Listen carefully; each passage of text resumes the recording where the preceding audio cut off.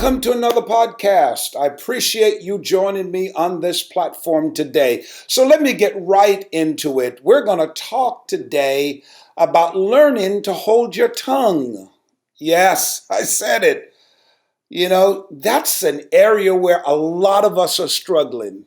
We're struggling in that area where we just don't know how to control our tongue. It's bad enough when we are thinking something that could be negative or not healthy for us.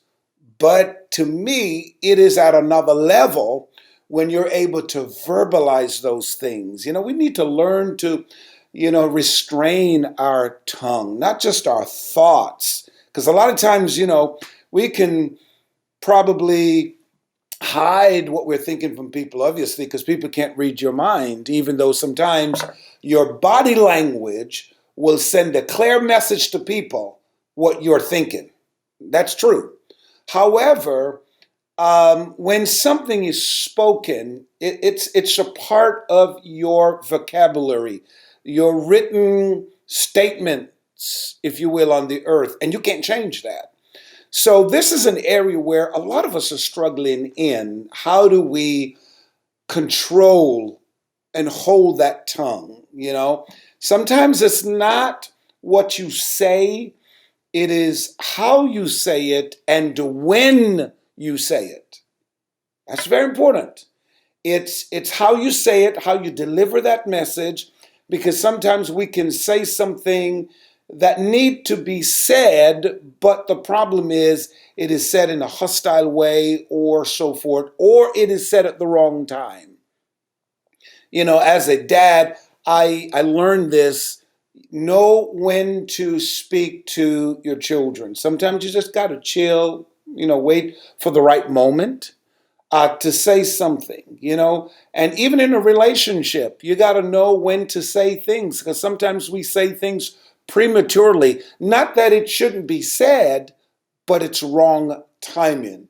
So the tongue, if you're a person of faith, you know what the Bible says, that the tongue is a dangerous thing, deadly, poisonous.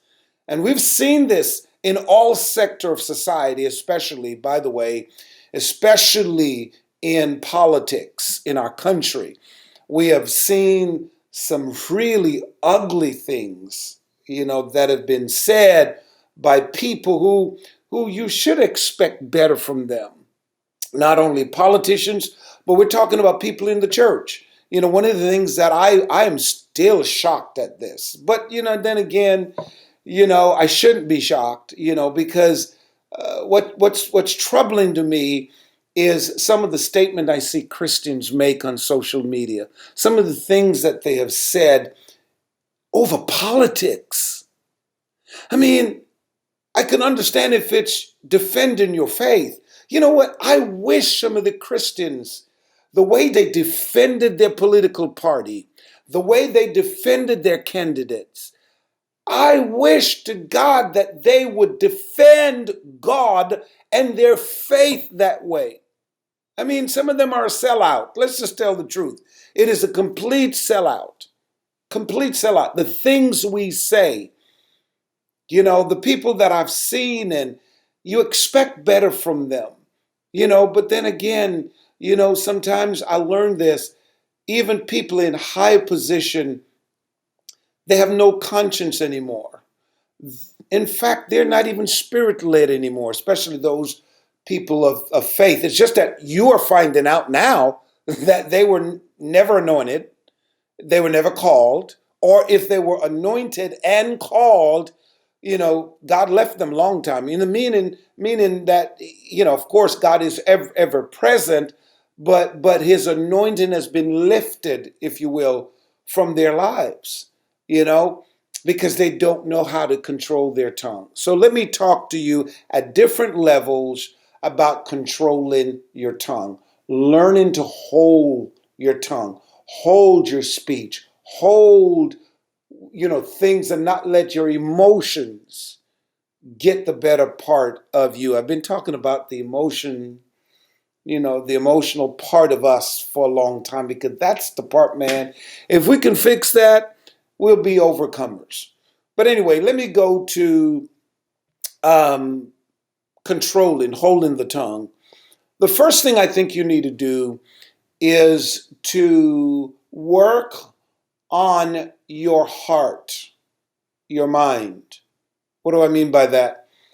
You have to monitor what goes into your thoughts, what ultimately end up into your heart. If you don't do that, then the gates are wide open, right? You see things, you hear things, or people will do things to you and they will tick you off.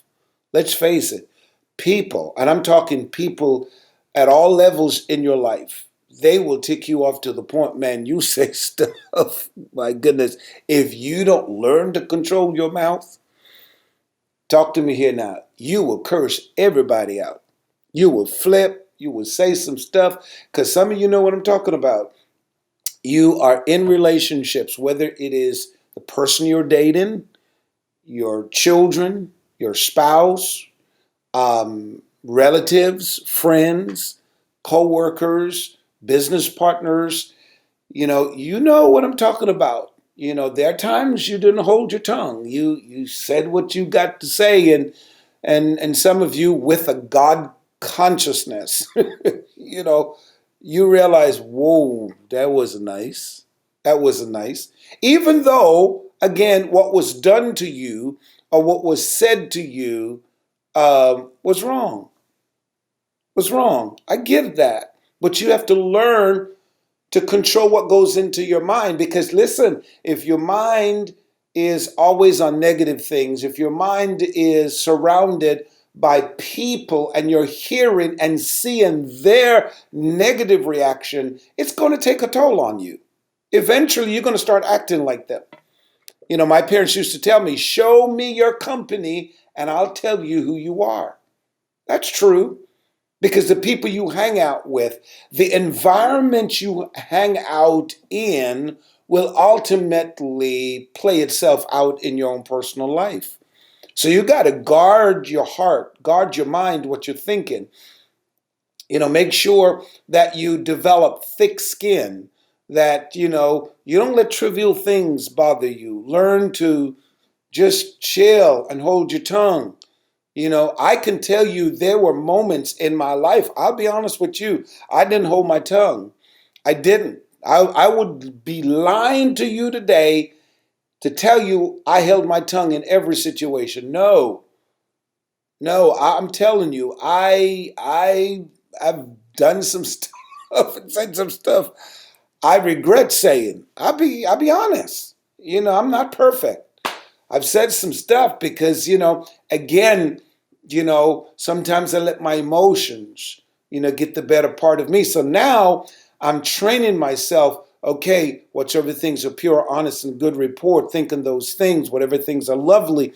When you see negativity like the news and the radio and in your environment, block those things out and don't let it get into your heart. Don't let bitterness get into your heart.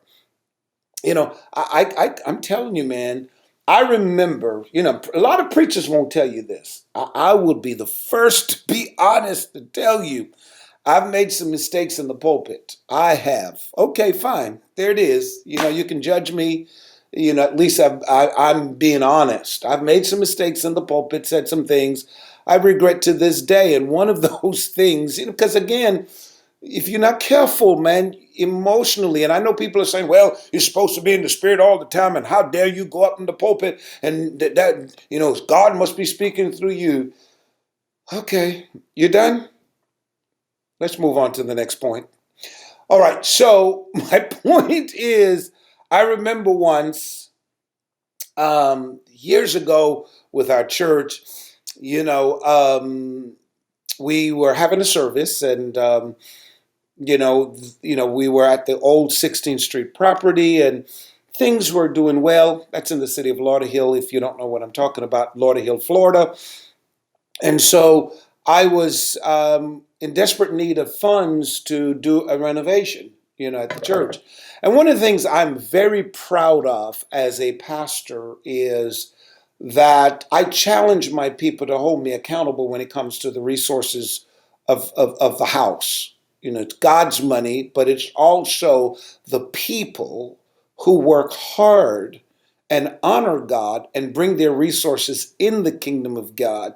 Therefore, I feel obligated to honor God and the people how I spend it. So I was talking to them about this renovation that we desperately needed. We needed to fix up some stuff in the church, and I'm proud to say every project that I have brought before the people and asked the people to support, I am proud to say I have fulfilled every one of them.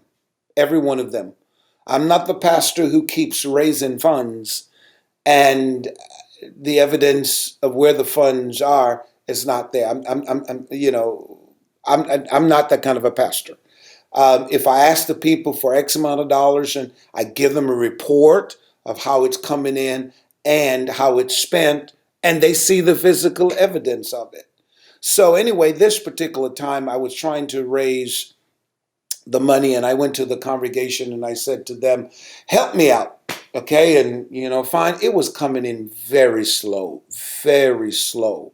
People weren't really giving. And I am an understanding pastor because I'm saying, okay, it's a sign if it's not coming in, the people really don't have it. Listen to me carefully. They don't have it. So I'm considerate, not a problem. So I invited this preacher. Listen to this carefully. I invited this preacher to come in, and I said, fine, come in, preach, whatever.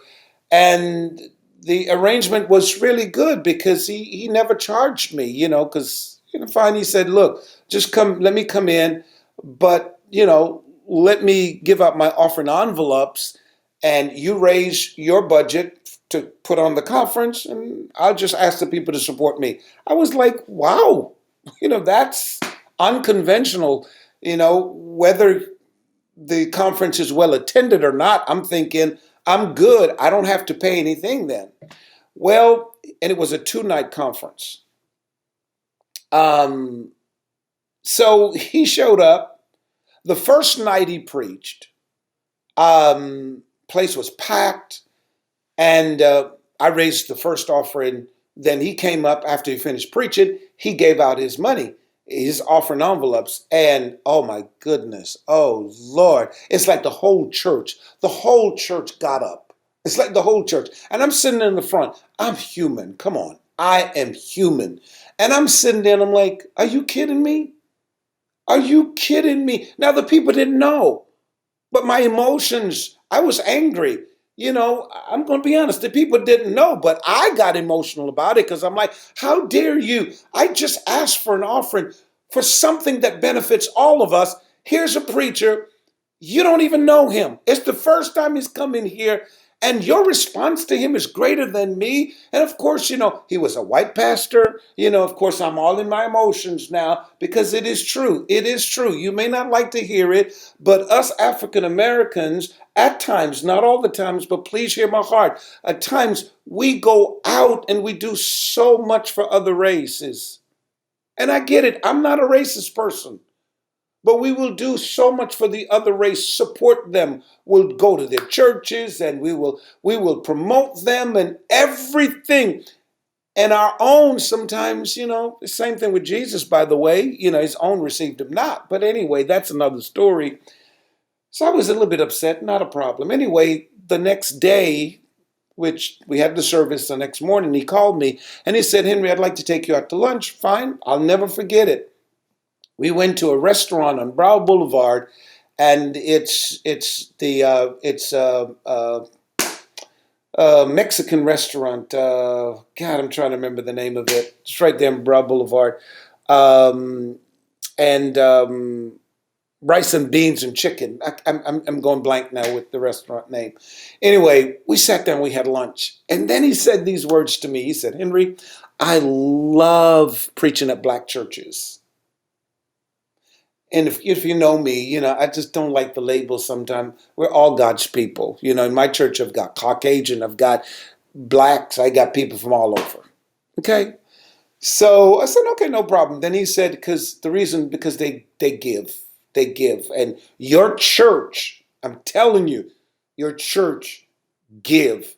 When he said that, I was like, you got to be out. You must be looking at a different group of people, because I'm like, they give, but I'm thinking they don't have much. So I thought. So anyway, when he made the mistake and he told me how much they gave him, oh, I got to confess, I'm sitting there. I was hot, hot, hot, hot, hot. I was mad. I was furious. Steam coming out of my ears.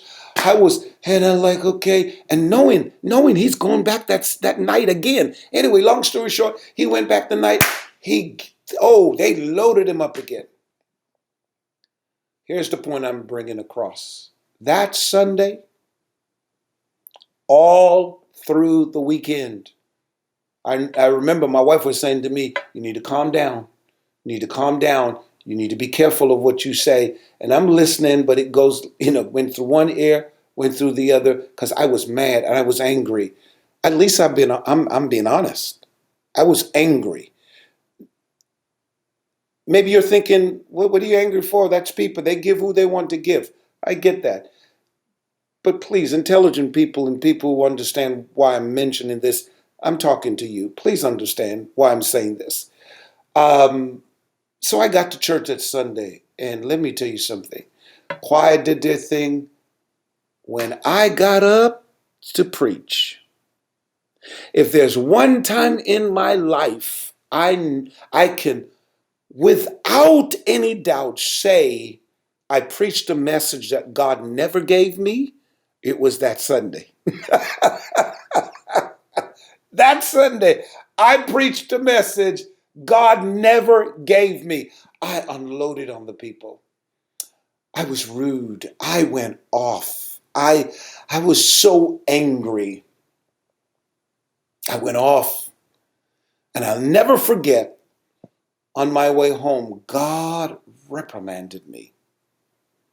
I mean, he was like talking to me like Moses, when God told Moses to speak to the rock, but in anger, plum, struck it. God says, how dare you talk to my people that way? And I'm like, you know what your people did? Don't you ever talk to my people that way. You are privileged to stand on a stage to influence my people.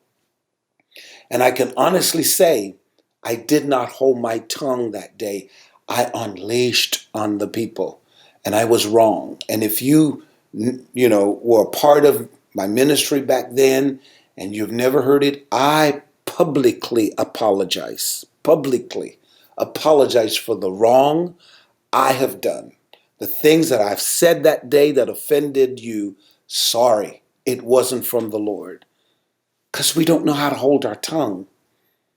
How many of you can be honest and say you can remember the day, the hour, the moment when you unleashed on somebody? You let it out. Your sibling, you let it out on your sibling. You know you shouldn't have said those things. Why? Because those things were bubbling in your heart. How many of you remember the day you unleashed on that boss, that co-worker? Come on now. And you know you shouldn't have said those things. You know you were wrong. How many of you felt that your spouse, oh God, the stuff you told your spouse, your wife, the words you use, the description, and the way you insulted her, degraded her, because you couldn't hold it. You're so angry that you couldn't hit. So therefore you use the words to hit her. And there's a saying that I grew up that says, sticks and stones can't break my bones, but words. Sticks and stone can break my bones, but words can't, or something like that. But words can. Words can be hurtful. What about that man, what you told him? Sometimes you just need to learn. Sometimes you got to learn to feel like you want to say something, but hold it. You go into a store. I can't tell you how many times I go into stores, and one of the things that I'm so upset about is the fact that in this country we have lost customer service. In this country, we have lost good customer service. And when you go into these stores and you're spending your money, and the attitude of some of these workers, man, it just makes you wanna. You go into a place of business, you walk up to the receptionist or the person who's taking care of you at the airport. You walk up and it's like, no, good afternoon, good evening, good night. How are you? How may I serve you? It's like they just look at you and they want you to first say what you want. Those things will, but you got to learn. You got to learn to just chill because your light is at stake. Yes, your light is at stake. Sometimes you just got to hold it. You're dating that person. I can't tell you how many of you have chased away that person from making that commitment and marrying you because you couldn't hold your tongue. So the guy's kind of like, okay, I kind of like her, and so forth.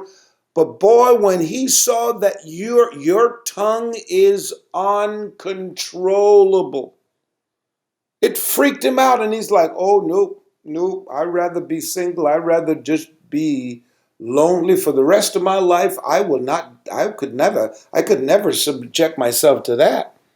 Think about that. And I know it's a struggle. How do we control this? So you got to learn to get your head, your thinking, your thoughts, and your heart under control, that you get good things in them. You don't let them store up bad things or bad emotions, so that when you're tested, because every one of us will be tested. Every one of us will be tested. Everyone. Got to learn to hold it, because words you can't take back.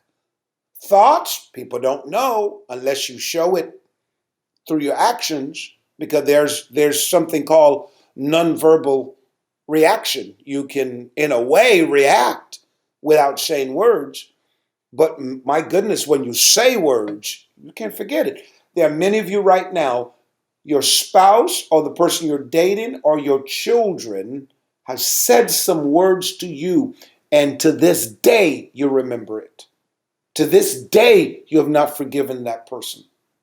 There are people who have said stuff, and it's hurting you to the core, and you have to let it go. I was talking to a woman, and she was sharing with me how, her and her husband, they split up, and, they had a good life, and they were doing good. But the stuff he did her, no human being should do a woman like that. I'm a firm believer. If you're walking away, the relationship is not working, just be fair. Do right. Do right. Don't try to be ugly and try to degrade the person. And the words of her ex-husband was very damaging to her.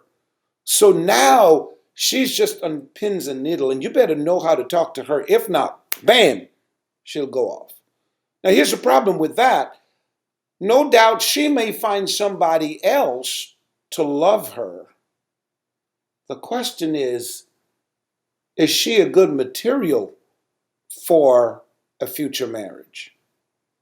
Because you have to heal yourself before you enter into another relationship. See, the mistake a lot of people make when they're single, whether by divorce or never been married, is they let the desire, listen to this, they let the desire for the opposite sex, for companionship, for partnership, for financial security, to drive the need for marriage. That's good. That's good what I just said. And you can't allow that to take place, because if not, you're going to end up with a bad marriage. What should drive the need for marriage is the fact that you know you love the person and it's God ordained. And with that, you get healed of your past. Listen, if you are watching or listening to this, if were in a prior relationship and you're still kind of an emotional, you're still emotionally upset about it, don't listen. If you're dating right now, cancel it. Cancel it. If you're engaged, shut it down. Tell them, I'm going to put it in pause.